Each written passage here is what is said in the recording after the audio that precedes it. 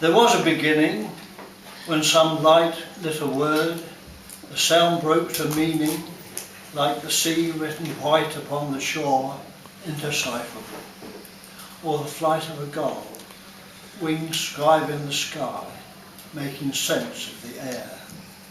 The first word heard, mimicked through bubbles of breath, bursting forth like inspired revelation.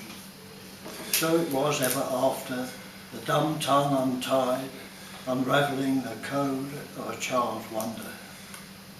It was under the or was it under the dunce's hat at 6, knowing bewilderment?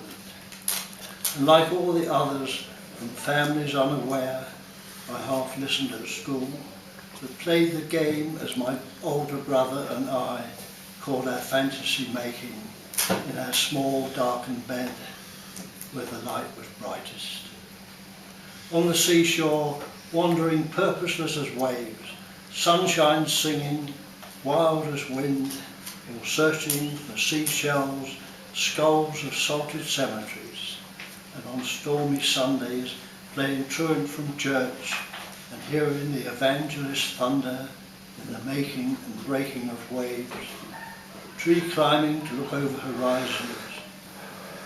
My brother and I sharing a bike with no brakes, currying downhill to the crossroads at Cosham, and the rear mudguard buckling and jamming the rear wheel to stop us from who knows what, gawping at life, half dreaming, oh the gobstopper stuff.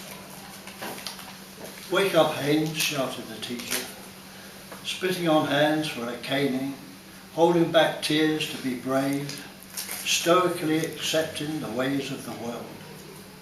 My brother and my father at sea those years, an infrequent visitor, with gifts of Turkish delight, a remote presence there in the background of the mind, like a passing celebrity, hardly disturbing the warm air of my mother's constancy. And then my grandfather's letter, telling my mother of the world's end, the precise date and time. She believed, thinking her father a prophet, and we waited, hearing the clock in the passage counting down at the open door, gazing at the sky, hands holding tight to certainty, expecting the thunder of God to split the heavens so angels could come down to take us. After time passed, turning away, unbelieving. Perhaps that's why I am.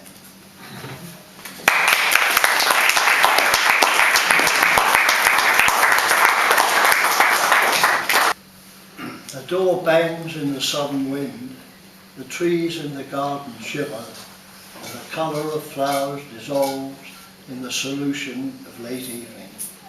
Only their scents linger in the senses.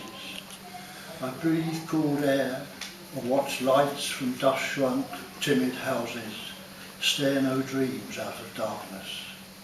The dog barks, the woman next door noisily bolts her house against the knowledge of the lonely. A sports car changes gear for the corner, its voice breaking to solicit dreams of youth to follow. A child's cry aches to a man's laughter, and my imagination dribbles like an idiot boy, drooling over a wonder the sane find inconsequential. The cool air touches my skin through my summer shirt, and I go slowly into the house as though returning after a long absence with an alien bride brought from a far land.